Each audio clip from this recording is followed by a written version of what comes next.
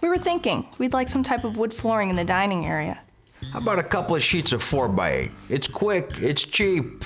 We'll even put the good side up for you. That wouldn't be the most attractive floor, would it? It's all in the eye of the beholder. To me, that's beautiful. You put a couple throw rugs in there, you're living in a palace.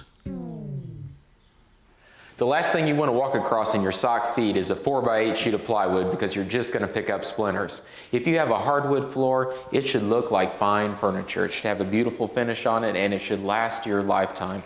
It's great, especially if you have kids, because it's so durable. It's also great with pets. And if you have allergies, this is the floor to go with because it doesn't trap dust the way carpet does. Let's go downstairs and take a look at some of the choices that we have in hardwoods.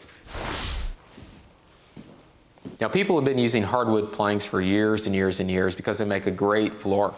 3/4 inch thick is the most common that you'll see.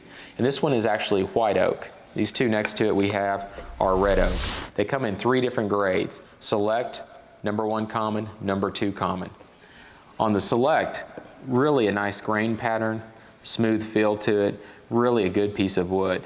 The number 1 common is pretty good, but just not quite the grain pattern, not quite the look. A little less expensive, and this is what you see most builders use. And then down here on the end we have a number 2 common. This is really your worst piece of wood. You can still use it for a floor, but it's rough, the grain doesn't look near as good, the color's not going to be as nice when you sand it down.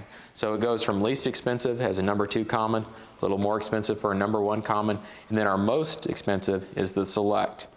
Now they have a tongue and groove in the boards. What you do is you put some mastic down on a piece of plywood, put your first board down, sink a couple nails into it, and then take your next one, and that groove receives that tongue, like so. Put a couple nails on this one and just keep going, working your way across the floor. We'll go down here on the end of this, and you can actually see it. Here we've got a 3/4 inch piece of plywood, and then we actually just put one plank after another on top of that board. Now, if you don't want to go to the work of putting down hardwood planks, sanding them down and refinishing them, you can get engineered planks. They're already pre-finished hardwood floors. Now, as you can see, we've got that look that we were going after on those other floors, but it's not as thick. It's not a solid piece of wood. Look down here on the end. This is actually 5 ply. 1, 2, 3, 4, 5. Now again, the nice thing about this is you have less work. It's much easier to install. You don't have to use any nails except when you first start out. Then you just slide them together with mastic. But you've got a real nice surface that you didn't have to sand, you didn't have to stain. Extremely durable because those 5 different plies go in 5 different directions. Now if you want an intricate pattern with your wood floors, you can get an intricate pattern. This is a Marie Antoinette pattern. Kind of reminds you of a guillotine, but it's got a lot of separate pieces in it that had to be cut individually. This triangle, these long strips, short strip cuts into it like this. And as you can imagine, this is hard to put down and it is going to cost some money. This has both red oak and white oak in it, but because of the intricate cuts, it's going to be expensive. Next to it, we have a different type of Marie Antoinette pattern, and this is on a walnut, and it even has pieces of brass in between the sections, something more like you'd see in an office building, but people are starting to do it in their houses now. You've got all different lengths through here, triangles, odd shapes, corners. Now look at this spot. This is something when we move the planks up here that can happen. Those scratches in the hardwood floor. If you get scratches like that, you're going to have to sand it down. You need to go with the grain, so you're going to have different ways that you're going to have to sand these 3 pieces and then restain it, refinish it. Here we have another piece of distressed wood, which I showed you earlier. To get that old look, here's the real thing.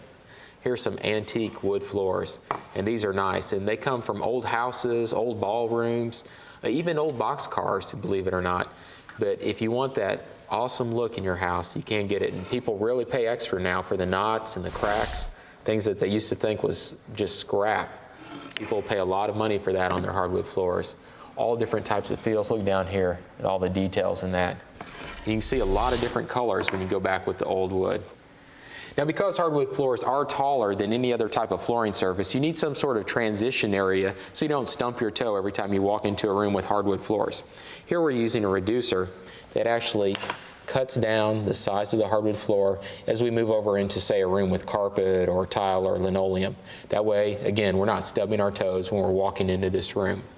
Now, if you're going to put hardwood floors down yourself, or even if you're having a contractor do it, they need to make sure to acclimate the wood to the temperature and the moisture in the home where the floor is going to be installed. Let's say you pick it up at a home center or order it from a flooring company and it gets to the house, and if you put it down immediately and it turns out it's more humid in that home than it was back where the wood was stored, the wood's going to expand and all of a sudden it's going to start to pop up in different places.